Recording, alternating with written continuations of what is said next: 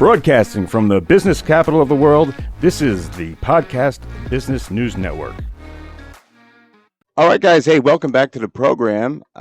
Usually, you will hear the Diane Martinez show on the radio, but you get another treat here. We get the Diane Martinez show visually, too. So if you guys are at a place where you can get on the program to watch Diane Martinez. Welcome to the show, Diane. Hey, Casey. Nice to see you. Nice to see you too. Very. I love that what you got going on. I like, everyone has a setup. I like what you got going on back there. Is that like Good. I'm not like an artist person that knows anything, but that looks like a very uh, high-end painting. I would like to say, oh, it is, but it's not. I don't even remember where I got it, but I loved it for the color and the content. And, if a number of other people have one in their home, then that's fine for them. I'm not bothered by that. It's really cool. Yeah, I like the colors too, and yeah, that's kind of how I am too. Like if I see something, I think I might have bought some high school kids paintings, but I like the way it looks. Not saying that that is a high school painting. I'm saying I love the colors. So Casey, shut up and talk about the guest, and I will. The Diane Martinez show is great because Diane is the creator and the owner of Conscious Creating Life Coaching LLC.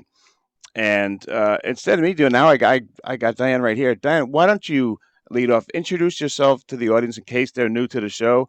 Tell about the business, about yourself, and what you offer to the audience. Absolutely. Well, as Casey said, my name is Diane Martinez. I am a certified holistic life coach. I'm also a certified health coach. I worked in that industry for about 6 years before becoming a certified life coach. So in the coaching world since 2012, I created Conscious Creating Life Coaching because it is really my passion to help people understand their worth and their power to create their life on purpose, with intention, creating the things that they want to have and not to fall into subconscious creating where we're not aware of what we're thinking and the patterns we're creating and the life that we end up with. So there's a whole other level to that. And it is my passion to help people do that. I coach people. I'm in Atlanta, Georgia. So I coach folks locally, which we're starting to get together again, which is wonderful.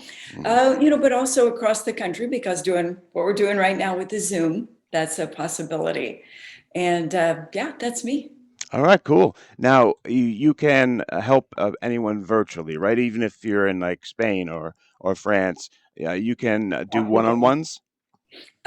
Yes, absolutely. I've worked with, had clients before in Uruguay, up in a little island off the coast of the UK, all over. Just have to work out the time issue. Yeah, right. But once we get to that Zoom, Zoom's the magic. Well, I know I already talked to you about some of these questions, but just if you can give me a little synopsis on each one, like if you could tell us what conscious creating is, just to refresh.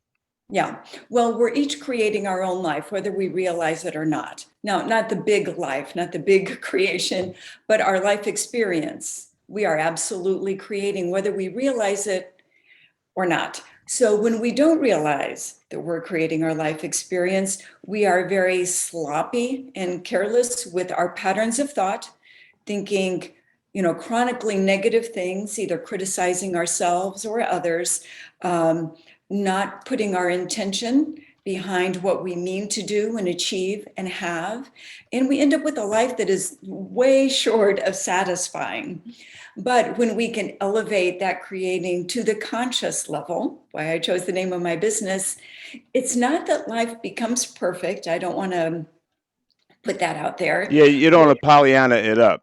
No, and there's no need to.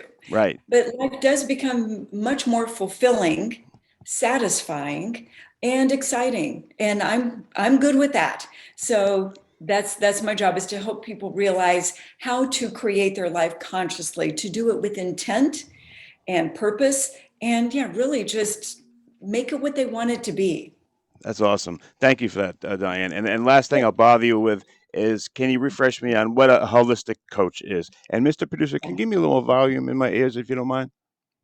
What is a holistic coach? A holistic coach recognizes that body, mind, and spirit are all one. They're not separate entities. And frequently, when a client comes to me with an issue that's carrying a lot of emotional sting to it, there's a lot of intensity. Instead of coming right at that issue head on, a lot of times we come through the other modalities, through mind or spirit, or if it's with mind, we come through body and spirit to approach it in a way that doesn't feel so overwhelming, that doesn't feel scary, and really sort of it works with the whole person, acknowledges the whole being. And that's where you really get lasting results. This is not just a temporary fix. A holistic approach recognizes and honors and works with all of your being. And it's really gives great results. Okay, cool. And where do people get a hold of you if they want to? Are you taking new clients? Because I know you're in high demand. Are I, you have room? I, I am. Well, people can email me at cclcdiane@gmail.com. They can text me if they want at 404-439-9383. They can follow me on Instagram at Life Coach Martinez and DM me there. Lots of different ways to get in touch. Okay, great. Now you have an awesome topic for today. Yeah. I don't have to break, right? I'm good, Mr. Producer. I don't have to break. Okay, good, good.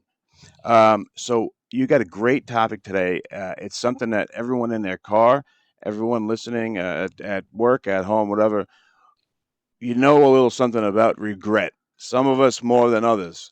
And uh, you have some lessons to teach us a little bit today, don't you, Diane? Some simple steps to release regret. Because I mean, Awesome. anyone that's over 5 years old has regretted something Mm-hmm. they've done or they've not done. It can't be simple things like, not studying for a test or not paying a bill on time or something like that. And then there's much more serious regret, like if you feel like you've married the wrong person Oh or my God. totally chose the wrong career or something, and it can feel really heavy. So I've got 4 steps to release that. Love it. Are we ready to dive in? Let's get right in there. Let's Let's start jump right numero in. Okay. uno. So number one is realize that you did the best you could with what you knew at the time and where you were in consciousness. Now, some people say, yeah, actually, I did know better and I still did it. But then they just weren't there in their level of consciousness and their level of awareness to be able to choose, to be able to make that better choice. So, like Maya Angelou used to say, when you know better, you do better. Mm, And life is one big lesson, right? yeah. It's the life school. And when you recognize that I did the best that I could at the time with what I knew, with what was available to me, and thereby forgiving yourself, whether it was is something of omission, something you did not do that you feel like you should have, or if it was something of commission, which you feel like you did do that maybe you shouldn't have. Right. Either way, it's just recognizing you did your best and forgive yourself. Look, I want to be devil's advocate. I have to ask you the tough questions, of course. Sure, of What course. what about I don't mean to personalize it, but I can. There have been things that I've done where I didn't do my best, and I made that choice. Do I have to work on forgiving that, or do people come Um, back with you on that one a lot? Like, yeah, I've done things on purpose to do not the right thing, or and I knew better. and I didn't try my hardest or something like that. You get That's that? Yes, absolutely. And I totally understand where that's coming from, because it's like, yeah, I knew at the time I was consciously making that choice. But, with the intent to hurt someone's feelings, or, get revenge or something like that. Yeah, And what I would say is refer to the last part of that step one, was to recognize your level of consciousness was just not high enough for you to access that better choice. I It, see. at higher And that level, forgiveness thing too, where like I guess maybe you can ask yourself, I mean, would you do that today? Would you? Uh, exactly.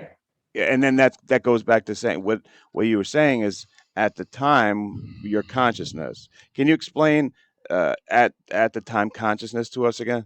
Yeah.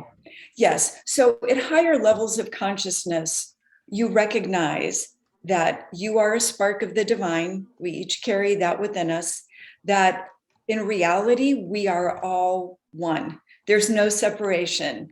There's no you and me, or us and them. We're all one.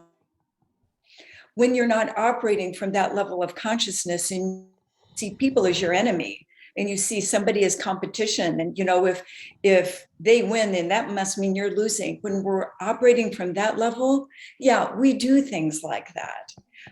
So it's just where we are in recognizing those things, recognizing our worth and our power. If we don't think that we're whole and we're worthy, then yes, we do things to cut other people down. We do things that aren't honest to try to get ahead or get an advantage.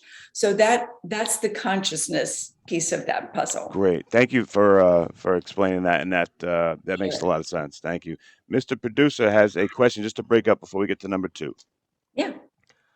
Um, we have Chad from Texas. He goes, I cheated on my girlfriend and Uh-oh, Chad. I cheated on my girlfriend and she forgave me nearly instantly. She's always been lovely to me, but I keep screwing things up. I can't seem to forgive myself for what I've done despite her forgiveness. What can I do? Oh, Chad. First of all, thank you for your honesty. Thank you Yeah, for yeah, Chad. I really It takes a lot appreciate to do that. that. Yeah, absolutely. Absolutely. So I honor you for that. I would ask you a question, Chad, as what need is that meeting for you?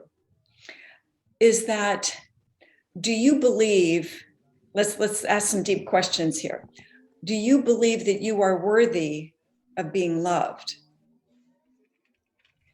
If you don't believe you're worthy of love, if you've had, let's say you had parents who taught you that you weren't worthy, or that, this I brought you into the world, I can take you out business sort of thing, if that was the culture that you grew up in, a lot of people reach it to adulthood believing they're not lovable. I don't deserve love. I don't deserve happiness. I'm worthless. I'm weak. I'm less than. And so when somebody loves us, that's like, sorry, that doesn't compute. I've got to screw this up because I'm not worthy of it.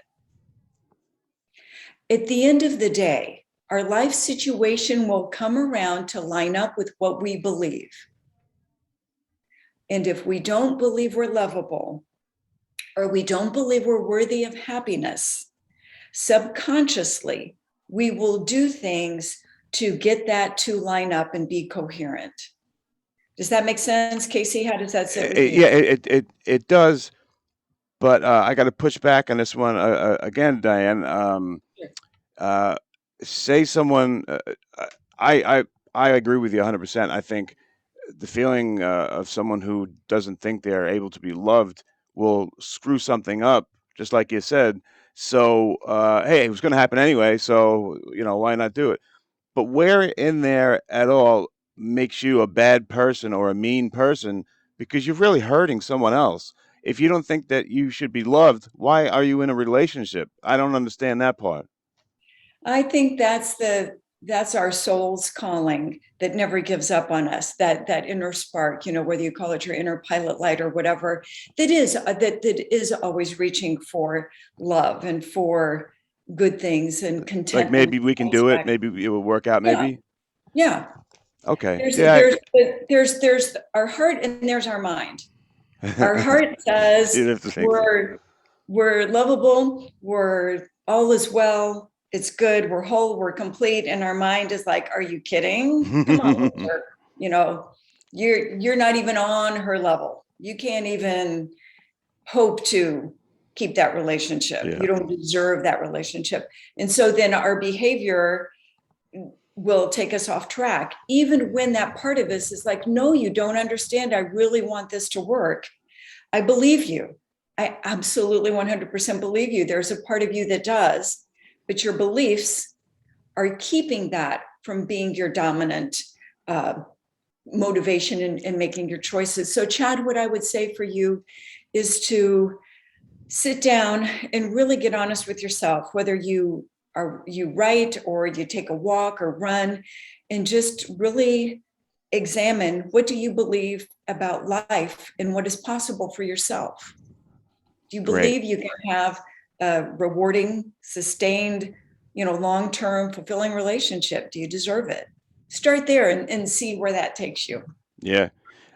Thanks, Diane. Yeah, that makes it clear. And Chad, I'm sorry if I said anything that seemed disrespectful. I just Oh no. I just worry about the other person. So let's go to step two, um, to help with our regret. Diane. Yes. Okay. So step one was recognize that we are where we are. And number two is sort of what we talked about with Chad. Try to discern what lesson there is for you in that. Because if something didn't come out the way you wanted it to, there's a lesson in there.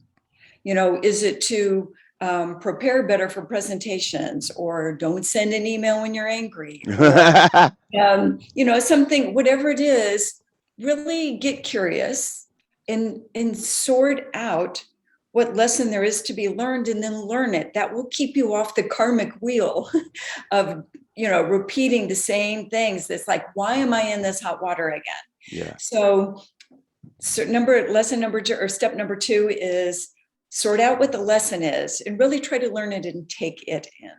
That's a great one. That's a great one because when we screw up, like you said, it just, if you don't learn from it and you don't take away something that it's hard to say something positive from a negative, but you Mm-hmm. learning what you did wrong and that you hopefully won't do it again. That's huge. That's a huge one. You're right, Casey. It is huge. And just in that, learning the lesson, looking for the lesson and learning it, that's the alchemy of turning what you just said, something negative into a positive lesson. And if we can go forward wiser, a little kinder or more Yeah. compassionate, that's totally a win. Yeah. Totally a Yeah. win. I got you. Number two, I'm down with big time. What do you got? Number three. Number three might surprise you a little bit. Okay. It is physically release the regret. They say we carry our issues in our tissues, Yeah. right? Specifically our fascia, the connective tissue that lines our muscles, and it's all over our body. They say that when we do not deal with our emotions, when we just stuff them down, think we're dealing with them by ignoring them or denying them, it gets stored in our tissue.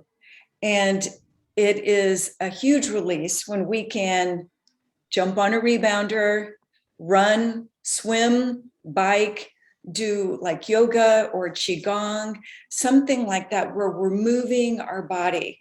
And especially when we do it with the intention of, I want to release this negativity. You really do. I mean, that does help in the process, because just when I was describing what a holistic life coach is, body, mind, and spirit, got to get the body in there too. Really move with the intention of releasing those issues from your tissues. Shake. That's actually one of the main practices, or I shouldn't say main, I'm no Qigong master, but I appreciate it. And that's one of the things that they do is shake. It really does help to release what we've been holding on to. I can't agree with you more. And to break a sweat each day, Yeah. yeah. And coming from a holistic coach, I could see why that's there. And I, I think that's another huge one. These are all great. And Mr. Right. Producer, do we have time for number four? Or do we have to leave him hanging on a cliff? We can continue with number 4. Okay, We're gonna have to wrap up. let's hit number Great. 4. I will make it short and sweet. It is to let yourself move forward with joy. I'm Because, sorry, can you say that again? I got a bad connection there. yeah, number 4 is we need to move forward with joy. Life is too precious because when we spend it in regret, that keeps us stuck. And no amount of regret is going to change anything that happened in the past. None, not even a little bit. So to sacrifice our now to feeling bad about that is we're losing now. And that's cause for more regret. Let's just jump off that wheel altogether. And live in this moment, doing the best we can. And when we do that, Casey, we end up with less to regret. That is awesome. And you ever hear somebody saying, I spent 10 years thinking about this girl, and how many opportunities did that stop you from, that regret? Just Exactly. pining over something that has ended a long time ago and is not coming back. Yeah, exactly. That's it. Whether it's something we didn't do, something we did, those steps all apply and really are designed to set you free to live in this moment and, create it consciously. Great material, great show today. Diane, just give us a plug. Where can we find you? Where do you want people to get you? You know what I want to say? People can go to my website, consciouscreatinglifecoaching.com. There's a lot more of me there. I've got over 30 newsletters. People can sign up to receive my monthly newsletter. Lots of little videos there. They can also on my website sign up for a free 30-minute coaching call to see, how life coaching can help them move forward in their life. And that website one more time? consciouscreatinglifecoaching.com.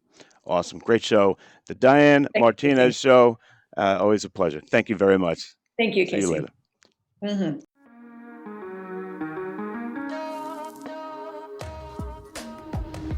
Broadcasting from the business capital of the world, this is the Podcast Business News Network. For nearly 2,000 severely injured veterans, everyday life has become filled with barriers. Day-to-day simple tasks can become pretty daunting. I have to carry my chair up 2 flights of steps or have somebody do it for me. What scares me the most is just the falling.